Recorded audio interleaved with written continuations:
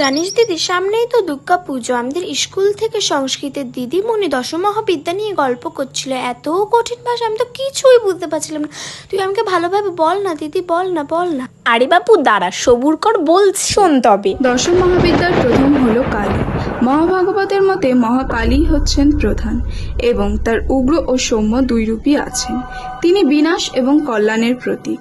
তার ভয়ঙ্কর রূপ অশুভ শক্তি, অহংকার, লোভ ও মায়ার বিনাশ করে।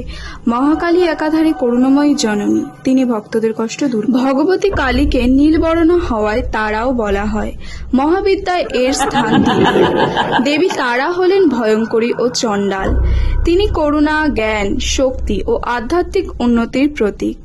তার শরীর মেদবহুল, অঙ্গ ঢাকা বাঘের ছালে এবং সাপের অলঙ্কারে সজ্জিত। তৃতীয় মহাবিদ্যা হল দেবী ষোড়শী। তিনি জ্ঞান, শক্তি ও মুক্তির প্রতীক। ষোড়শ দেবীর রূপ ষোড়শ অর্থাৎ 16 বছরের মেয়ে।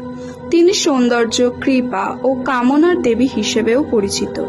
ষোড়শী দেবীকে সুন্দরী দেবী হিসেবেও পরিচয় দেওয়া হয়। চতুর্থ মহাবিদ্যা দেবী ভুবনেশ্বরী দেবী দুর্গার তান্ত্রিক রূপে বর্ণিত হয়েছে। এই দেবীর মধ্যে কালী বা তারার মতো উগ্রতা নেই। শান্ত ও সৌম্য প্রকৃতির হলেও ইনি কিন্তু পরম ব্রহ্ম থেকে অভিন্ন শিব মহামায়া। ক্ষীণমান বিশ্বের অধিষ্ঠান হল দক্ষিণামুখী কাল ভৈরব। সেই ভৈরবের শক্তি ত্রিপুরা ভৈরবী। শ্রী শ্রী চণ্ডীর তৃতীয় অধ্যায়ে মহিষাসুর বধ প্রসঙ্গে এর ধ্যানের কথা বলা হয়েছে। ইনি রক্তবর্ণা ও গলায় মুন্ডমালা ধারণকারী। ধূমাবতী হলেন দশম মহাবিদ্যার অন্যতম রূপ। এমনই তার খিদে গিলে খেয়েছিল তার স্বামীকে। অমঙ্গল বিষয়গুলোর সাথে সম্পর্কিত। ধূমাবতী প্রলয়ের প্রতীক। যেখানেই যায় দুঃখ, দুর্দশা, অভাব সঙ্গে নিয়ে আসে। মা বগলামুখী হলেন তন্ত্রশাস্ত্রের দশম মহাবিদ্যার অন্যতম এক দেবী। তিনি শত্রুনাশের প্রতীক হিসেবেও পূজিত হন। এছাড়াও তাকে ব্রহ্মাস্ত্র রূপিণীও বলা হয়, কারণ তিনি শত্রুদের পরাস্ত করার জন্য ব্রহ্মাস্ত্রের মতন শক্তিশালী। দশম মহাবিদ্যার অন্যতম ভয়ঙ্কর দেবী হল মাতঙ্গী। তন্ত্রশাস্ত্রে বলা হয়েছে চৌরাস্তা বা শ্মশান গভীর রাত্রে মাতঙ্গীকে মাছ মাংস নিয়ে পুজো দেওয়া।